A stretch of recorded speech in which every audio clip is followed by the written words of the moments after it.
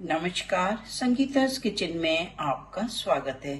जैसा आप जानते हैं नवरात्रे शुरू हो रहे हैं तो मैं बनाने जा रही हूँ बढ़िया नारियल की बर्फी, जिसके लिए देखिए मैंने एक नारियल को ग्रेट कर लिया है और सबसे पहले हम इस नारियल को सेकेंगे। तो ये देखिए मैंने इसमें शुद्ध देसी घी डाल दिया और इसके अंदर मैं ये नारियल को फ्राई करूँगा। नारियल थोड़ा सा फ्राई हो जाता है तो बढ़िया लाजवाब और टेस्टी बनके होता है तैयार। तो ये देखिए झटपट बनने वाली नारियल मेवा की बर्फी हो जाएगी तैयार। आप वैसे भी इस तरह का मिश्रण बना के खा सकते हैं, अगर आप चाहें तो आप इसको जमा सकते हैं। भूनने के समय हमें ध्यान रखना है कि हमें इसको जलाना नहीं है और बहुत तेज नहीं भूनना, नहीं तो नारियल अपना ऑयल छोड़ देगा और वो नारियल की एक स्मेल जो ऑयल की होती है वो पकवान में आ जाएगी।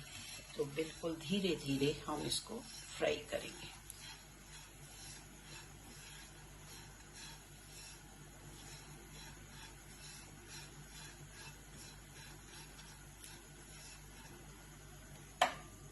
अब देखिए ये नारियल हमारा भुन चुका है, इसमें बढ़िया सौंधी सी खुशबू आ रही है।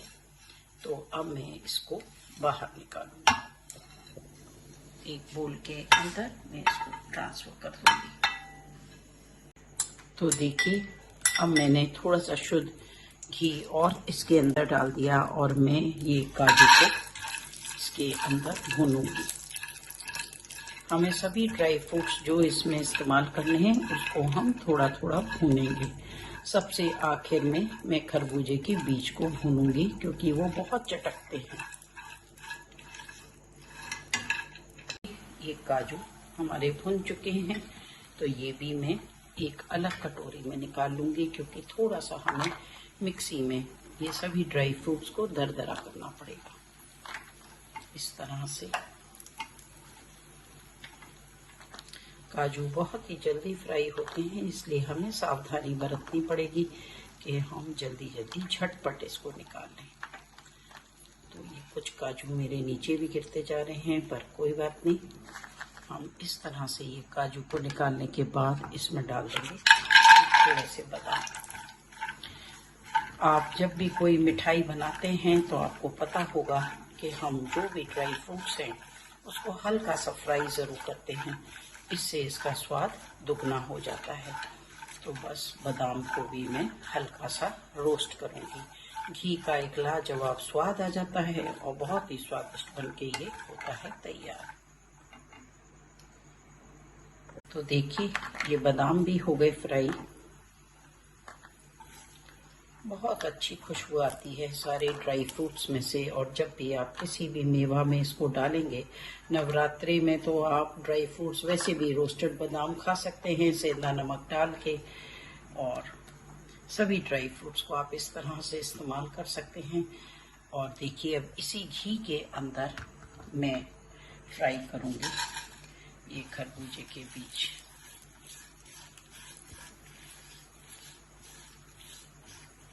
लाजवाब बनके तैयार होगी ये रेसिपी, बहुत ही अच्छी। ये देखिए हमें झटपट बनाना होता है और अब ये भी तैयार हो गए। तो खरबूजे के बीज को हमें मिक्सी में नहीं करना, क्योंकि ये साबित ही अच्छे लगते हैं। नारियल के अंदर सिर्फ बादाम और काजू को मैं थोड़ा सा दरदरा करूँगी। देखिए मैंने सारे ड्राई फ्रूट्स को फ्राई कर लिया और मैं बिल्कुल थोड़ा सा इसके अंदर पानी डाल रही हूँ। इसी पैन के अंदर मैं थोड़ी सी चीनी डालूंगी चाशनी बनाने के लिए, और चाशनी के बाद उसमें हम डालेंगे सारी सामग्री। तो ये मैं शुगर इसके अंदर डाल दूँगी ताकि अच्छी सी चाशनी हो जाए तैयार। और जब तक ये चाशनी तैयार हो रही है मैं इसके अंदर थोड़ा सा डालूंगी इलायची पाउडर। डाल दिए मैंने कुछ इलायची के दाने इसके अंदर, और अब हम चाशनी को थोड़ा गाढ़ा करेंगे। और जब तक ये चाशनी हमारी गाढ़ी हो रही है, मैं ये काजू और बादाम को थोड़ा सा पीसूंगी।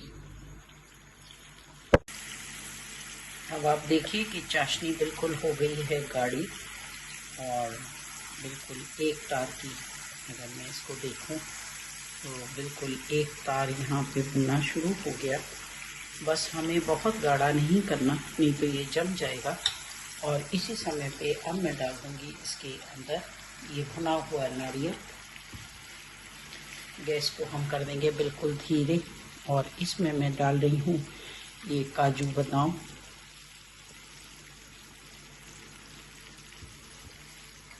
और साथ में मैं डाल दूँगी ये खरबूजे के बीज। बहुत ही रॉयल ये स्वीट डिश बन के होगी तैयार। ये आप देख सकते हैं, बिल्कुल बढ़िया। और इसी समय पे अब मैं डालूंगी इसके अंदर किशमिश।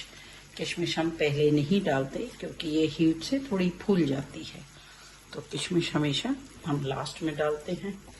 ये देखिए, बहुत ही लाजवाब कंसिस्टेंसी, बिल्कुल जम के हो रही है, बढ़िया। आप इसको अगर बर्फ़ी के रूप में ना जमाना चाहें तो आप ऐसे भी खा सकते हैं। और साथ में अब मैं डालने जा रही हूँ ये पिस्ते।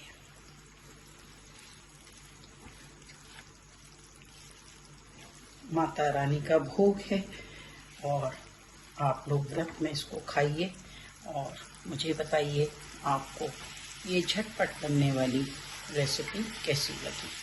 तरह तरह के मैं आपको रेसिपी बताऊंगी जब तक ये 9 दिन माता रानी के चलेंगे।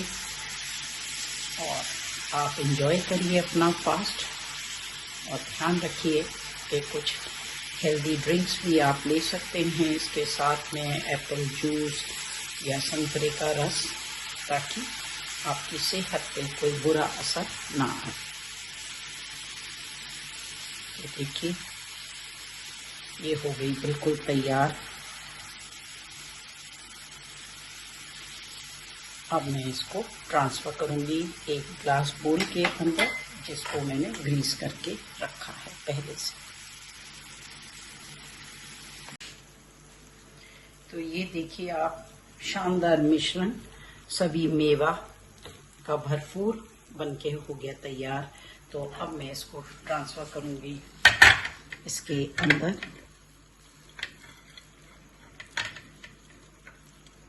गर्मा गर्म ही इसको हम ट्रांसफ़र कर लेंगे।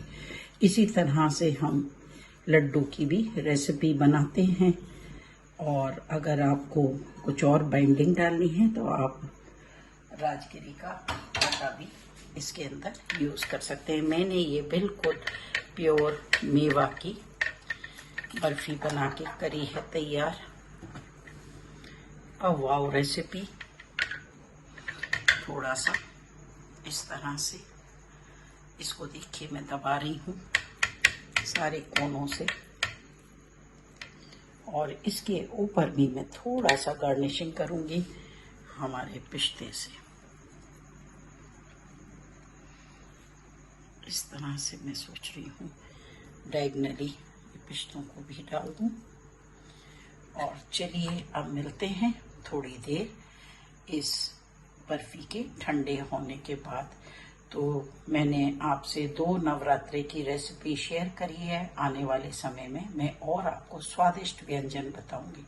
Thanks for watching Sangeeta's kitchen. Do like and subscribe if you love these recipes. Thanks for watching.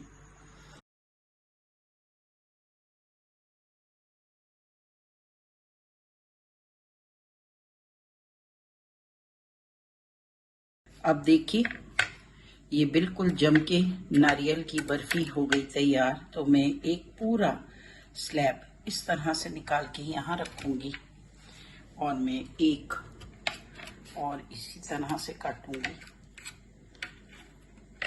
बहुत ही लाजवाब स्वाद की ये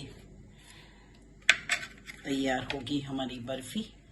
ये देखिए, और मैं इसको इस तरह से काट दूँगी, है ना लाजवाब। और अब हम इसको इस तरह से पीसेस कर देंगे। इतनी बढ़िया ये जम के हुई है तैयार। तो ये देखिए सर्विंग बोल में मैं कुछ इस प्रकार से इसको सजाऊंगी।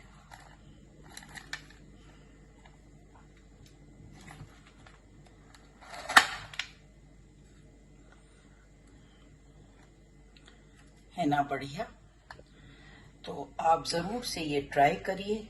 ये हमारी नवरात्रि स्पेशल है। और मुझे बताइए आपको ये प्यारी सी रेसिपी कैसी लगी। व्रत में ये खाइए और माता रानी को खुश करिए। और मुझे बताइए आपको ये रेसिपी पसंद आई कि नहीं। मिलते हैं नवरात्रि स्पेशल में अलग अलग रेसिपीज के साथ। है ना बढ़िया। तो आप जरूर से ये ट्राई करिए। ये हमारी नवरात्रि